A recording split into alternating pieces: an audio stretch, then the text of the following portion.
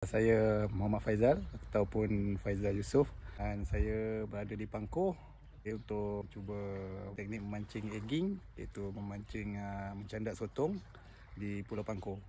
So target kita mencari sotong mengabang ataupun dikenali sebagai sotong abang. Tapi di Pangkor kita panggil sotong daun. So saya akan tunjukkan setup pancing untuk mencandak sotong land base. Yang ni adalah joran untuk egging, khas untuk egging dia tak sama macam joran-joran yang lain. Ini untuk memancing sotong.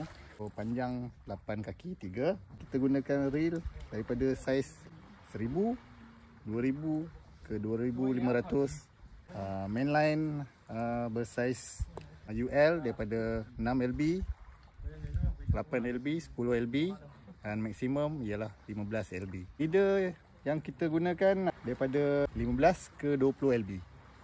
Waktu yang sesuai untuk kita mencandak sotong di tepian pada waktu pagi sebelum matahari terbit, lebih kurang dalam pukul 10 ataupun 11 pagi. Waktu yang kedua lewat petang hampir gelap, lebih kurang macam tu lah.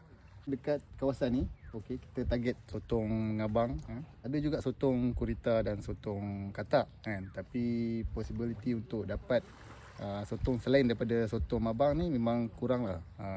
Jenis candak yang digunakan untuk egging di Pulau Pangkor bersaiz daripada 2.5 hingga ke 3.0.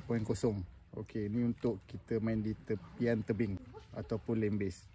Waktu yang paling mujarab sewaktu air surut beralih ke pasang. Tapi bila sampai ke pasang penuh, biasanya sotong kurang makan lah. So untuk fight sotong ni, dia tak sama macam ikan. Okay? Bila sotong makan, dia akan tarik sikit demi sikit dan terus memecut kan? So untuk perlawanan dengan sotong ni, kita banyakkan memberi daripada melawan. Okay? Sebab bagi kita memberi dia perjalan, pecut dulu, bagi dia dulu. Kalau dia tarik, kita usah lawan, kita bagi. And then bila dia dah tak berdaya nak melawan, baru kita lawan, baru kita tarik.